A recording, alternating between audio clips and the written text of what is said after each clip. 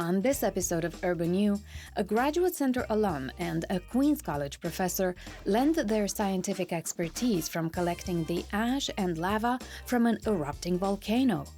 Recent research from the CUNY School of Public Health and the New York State Department of Health suggests that medical cannabis can help people in pain steer off opioid prescriptions. And our CUNY Authors series presents the work of fine art photographer and Hunter College grad Barbara Mensch, documenting the lost world of Lower Manhattan. That and more CUNY stories. Welcome to Urban U.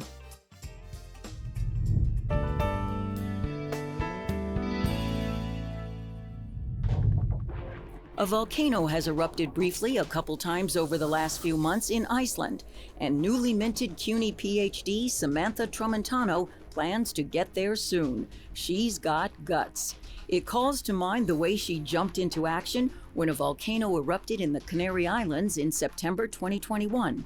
Within days, she was in Spain on the island of La Palma as the volcano shot out lava, gases, and ash. So our team set up these buckets to collect ash falling from the sky around the actively erupting Cumbre Vieja volcano. What the ash represents is rapidly quenched magma. So it's the closest we can estimate to the conditions that are occurring in the magma chambers system just prior to eruption. Leading the small team was Queens College professor Marc-Antoine Longpre, who had long studied this region and had advised Samantha as she did 5 years of research on it for her PhD.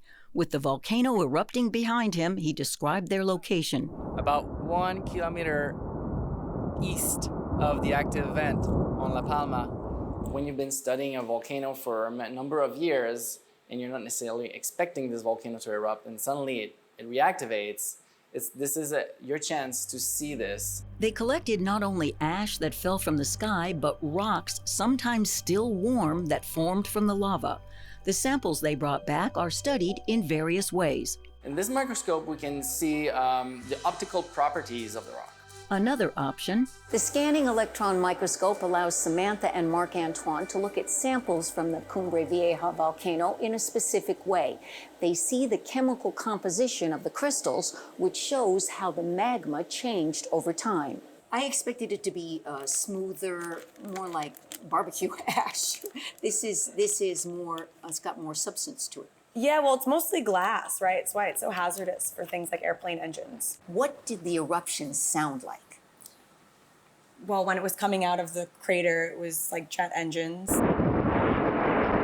Constant, loud whooshing. Then as the ash was falling on our helmets or on the car, right, you had this like ding, ding, ding sound. And then as the lavas were flowing, you would get this kind of stretching glass and breaking glass sound. Did you ever feel that you were in danger when you were near the volcano? First week, I was a little bit hesitant and I was like, wow, this is pretty intense. But because I had the privilege of knowing so much about the system, I didn't get that fear. As for the people who live there, most lavas you can outwalk or outrun. The lavas at the Canary Islands were particularly fast flowing, but people were able to evacuate really efficiently. So there were no lava flow related deaths. An enormous amount of disruption to livelihoods, of course. People's homes in multiple towns and residences needed to be evacuated, but they could evacuate in time. what in Samantha's background led to this career? You know, I grew up in Staten Island. There are no active volcanoes anywhere near. But as early as 5th grade, she showed interest. She studied music, and she plays the sax, flute, clarinet, and guitar. But an earth science trip to California during college moved her towards science. So did a trip to quake-active New Zealand. Samantha now does research and teaches at the American Museum of Natural History.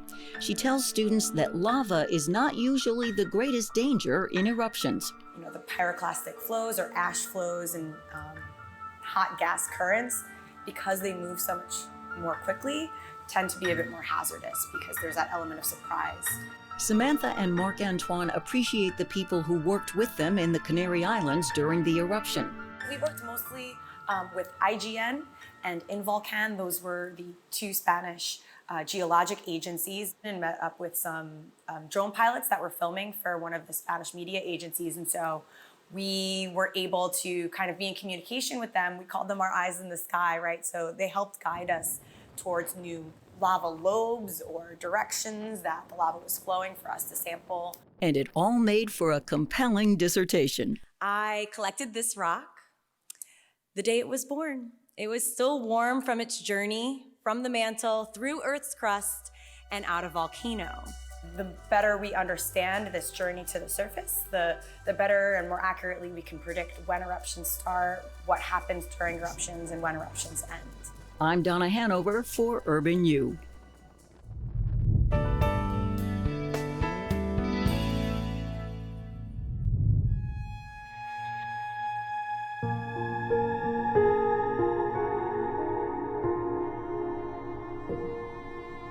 There's an opioid epidemic in this country, and particularly a crisis with overdose and deaths. There were over 100,000 opioid overdose deaths in 2022. That was an increase of about 20,000 from 2021. And with the addition of fentanyl and other additives to the illicit drug supply, the risk of death has increased. So there's been a lot of work from a lot of different researchers looking at what are alternatives. Danielle Greene is the Executive Director of State and Local Public Health Initiatives at the CUNY School of Public Health. Her research with the New York State Department of Health and the Journal of the American Medical Association suggests that medical cannabis can help people in pain steer off opioid prescriptions. There's a long history of anecdotal evidence that cannabis can be used for pain management. So what we wanted to look at was, could we, with actual using evidence-based approaches and data, actually see if cannabis could be used to reduce opioid use? Greene and her team weeded through New York State data for evidence. We were able to do, because New York's program was so regulated, is we had this database that told us who was certified to get medical cannabis and what conditions they were certified for. And then we had something that all states have, which is the Prescription Monitoring Program, which is a database for all narcotics prescriptions. But in New York, we also put all medical cannabis dispensing into that database. So we knew who was getting medical cannabis, how frequently they were getting it. And so we were able to match them in the database. We don't know, was your pain better or worse? What time of day did you take it? How did you combine the two? But we do know that the opioid prescriptions they started picking up, there were lower and lower dosages. Greene says the patients with the strongest opioid dosages had the biggest reduction in dosages after taking medical cannabis. So we hope that these findings indicate to providers that there's another tool in the toolbox. That when you're looking at somebody with chronic pain, you have other things you can use besides opioids, or if you're looking at somebody who their dosage they're on isn't working for them anymore, maybe rather than increasing their dosage, add medical cannabis. There are risks with cannabis, as there are with anything, but they're different and possibly less than the opioid risks. And you don't have cannabis mortality rates from use of cannabis the way you have opioid overdose. So we think that's important. We also think that people who are cut off because their opioid dose has gotten too high and then their doctor has retired or been shut down and nobody wants to take on these patients and they're cut off greatly, are very at risk of a lot of harms. So preventing people from getting to that point by adding in medical cannabis will greatly help a lot of people as we address the opioid crisis, as we address opioid overdose issues and fentanyl and other substances that are now in the street supply of opioids. Is this a way to reduce mortality? Is this a way to reduce overdoses? So those are the policy implications, right? It's not a panacea, but it's one more way maybe we can approach this. For Urban U, this is Shannon Ayala.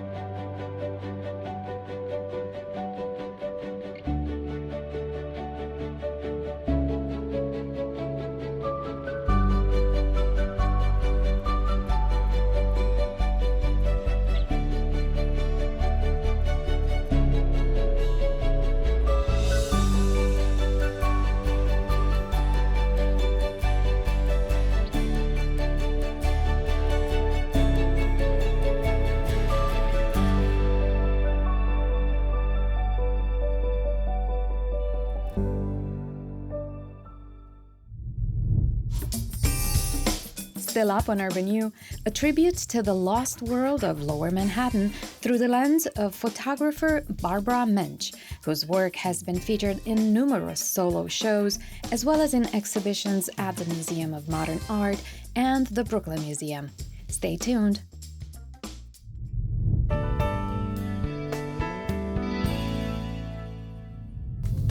EJCP, also known as the Entrepreneurial Journalism Creators Program, is a 100-day virtual intensive that has given seasoned journalists from over 40 different countries the business acumen needed to jumpstart their passion projects sustainably. The content side of things comes naturally as a journalist. There's so many questions I have. It's easy to reach out and find sources, to tell stories, but the business side of things is not as easy. I've always been very entrepreneurial. I've created a lot of new programs at the different companies that I worked for. But I don't really know how to actually run a business. And so that's where EJCP came in. Everyone is in a group of 3 or 4 people who work together along the way to support one another. So within a cohort of 21 people, they have a couple of different levels of support with a learning team and then with other colleagues and collaborators. They each have a mentor through the program, so they have a one-on-one kind of coaching guidance along the way to have a sounding board about ideas they're thinking about or challenges they're facing. We spend a lot of time thinking about audience development, about growth, about different platforms you can use. And then there's also the opportunity to work with your classmates. So there's a lot of workshopping and brainstorming. We have a Slack channel where we spend a lot of time talking, sharing ideas, sharing articles that we find that we think are interesting, kind of cheering each other on, which is really nice. And then our alumni community has been growing. So even after you finish the program now, there's 150 people in our alumni community that are kind of a resource, and there's so many networking opportunities. And at least our hope, I think, is that more people are kind of coming out of the program and really feeling like they can do this. And with that camaraderie, EJCP participants and alum are tapping into their own niches right alongside professors themselves. We talk a lot in the class about this idea of a sticky point of view. You see a hole in the market. And so I've been really trying to shift and identify what my sticky point of view is. And, one of it is traditional media talks to women about money all wrong. They just don't get it right. And then the other idea is this is not your parents' personal finance. You lived and grew up in a very different environment than we do. And so pushing myself to think about those things and get outside my comfort zone, I think has been hard and rewarding, and makes me excited for where things go from here. I launched Central Desi in July of last year, and for the last year it's just been me putting out monthly articles, kind of reporting one at a time. But then this year I received a grant to hire reporters, so now I have a team of 5 people aside from me. I have a project manager who's helping me, and then 4 reporters who are working on stories. So now I've really stepped into kind of an editor role and into kind of a business owner role. I'm so grateful for that funding because to me, running a community newsletter really requires multiple voices. I needed more people to be out there in the community doing the reporting, and now we have that. So we're still experimenting. I started my own newsletter called Wonder Tools in April of 2020, toward the beginning of the pandemic, so that I wasn't just helping other people start new things, but was starting something new of my own as well. And I've long said we learn best by doing. And so I needed to follow my own guidance and learn best by doing. And so I created my own newsletter, and it's been exciting for me to build that over the past few years. And it's helped me as a teacher because I see the challenges that a solo practitioner or solopreneur encounters. And considering the current state of media, from the rise of misinformation to the maximization of profit, this program remains all the more timely. Journalism is the backbone of our democracy. Like, the work that we do really kind of holds power to account. The work that we create helps bring communities together and help them feel connected and share a common set of facts. And a lot of that is going away right now. It'd be great if we could get some really smart executives within mass media organizations that are thinking about audience and less on hypergrowth. But in the meantime, I think it's really important to have these smaller organizations that stand up things like local journalism. And with that in mind, the EJCP team has some words of advice for those looking to apply to the program. I would encourage them to apply, and to really apply after thinking about what it is that you want to do, like what do you want to launch, and why? Like, why do you think that's important? They can also kind of check out our website. We've got some case studies and we've got a lot of information on there about the world of journalism. We're happy to support people even if they don't go through the program. The primary guidance I would give to people is to adopt a mindset that's both exploratory and experimental. So that means rather than thinking about what you did yesterday, think about what you could do tomorrow that would allow you to experiment with something new. For Urban U, I'm Hannah Kavanagh.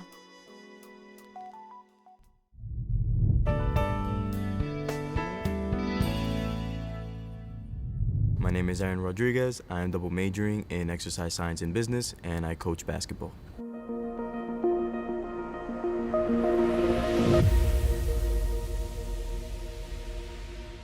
Lehman has always been a part of my life since I was a child. Considering that my mother graduated from Lehman, I've always been integrated into the programs, such as the writing, the math, the swimming, and the basketball. I am currently part of the LSP scholarship. That has given me many great opportunities. I have many great counselors. They really helped me in deciding what major I wanted to do. I became interested in exercise science through the Lehman Academy, which is actually in the same office my mom works in. Every summer, they recruit children to join the camp. I started off as an assistant to the coach of basketball. And I just worked my way up from there. I became a counselor. And then from a counselor, I became the coach. What I teach them is just basic fundamentals and the importance of teamwork and working together. Giving back has always been a big part of my life. I see myself in these children, coming into Lehman as a shy kid, and then having more self-confidence. These programs do help children progress. I'm an example. I started off as a Lehman kid, and now I'm a Lehman young adult. My name is Aaron Rodriguez. I am part of the Lehman Scholars Program, and I'm in my sophomore year.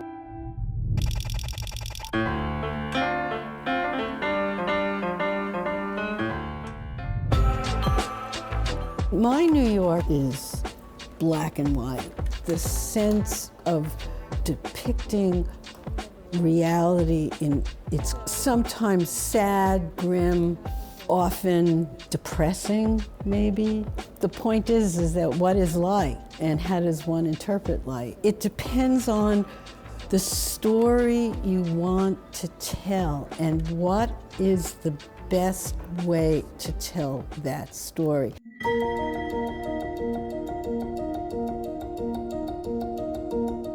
I felt coming down here was an opportunity for me to explore my surroundings based on the fact that the area was so compelling visually. I was in the middle of a place that seemed to be off the beaten path.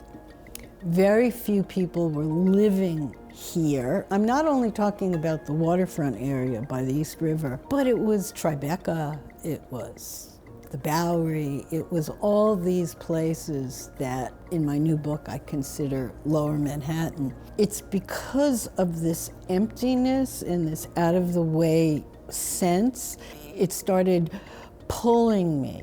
And one of the reasons was because there were no skyscrapers. We had no large buildings in the immediate area. It's the first time I can experience light, the water in a very different way, and certainly living next to the Brooklyn Bridge captivated me.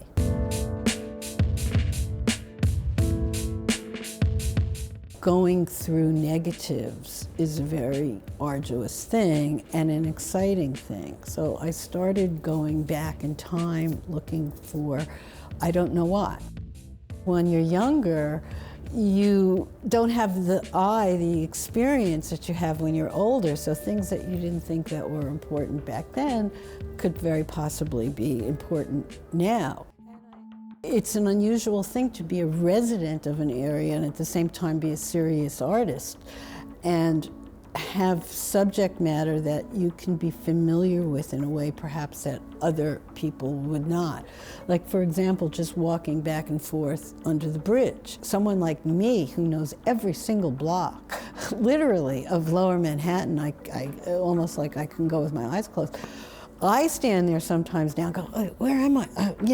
That's pretty amazing. I'm a New Yorker, and I'm a girl from Brooklyn, and I feel that the homogenization of the world and the fact that we are losing our collective memory of what is important and what history can teach us is so critical. It was my need to hold on to these things that I considered to be such characteristics of New York, the New York that I believed in and loved and felt so sympathetic to.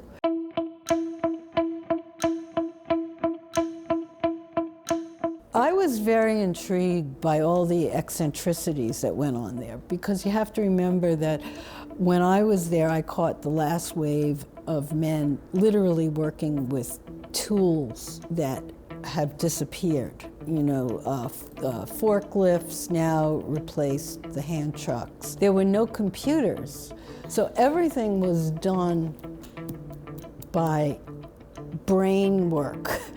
And you had to compute on your receipt pad how much, how many, who owed you money. One of the stories I've told before was the first night I went down, I had to photograph the Paris bar. The Paris bar was a national treasure for so many reasons. And when they threw me out of there, that night, I was so angry. This isn't for me. I mean, we need these pictures in the world, to see these faces of these men, with the smoke billowing out and the fluorescent lighting hitting Mikey the bartender who looked like Humphrey Bogart in Casablanca with that cigarette. So I went back because I needed to try again.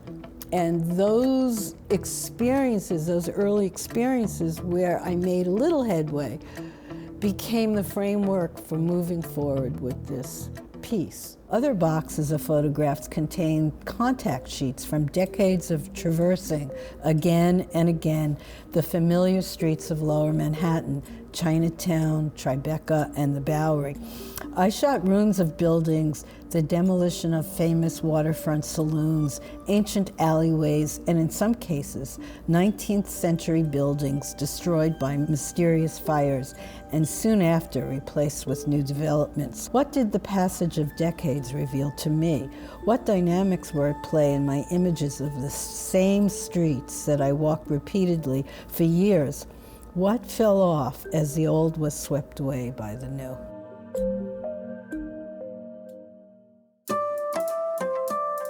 And that's a wrap. For more episode highlights and sneak peeks into our upcoming stories, meet us on our social media platforms.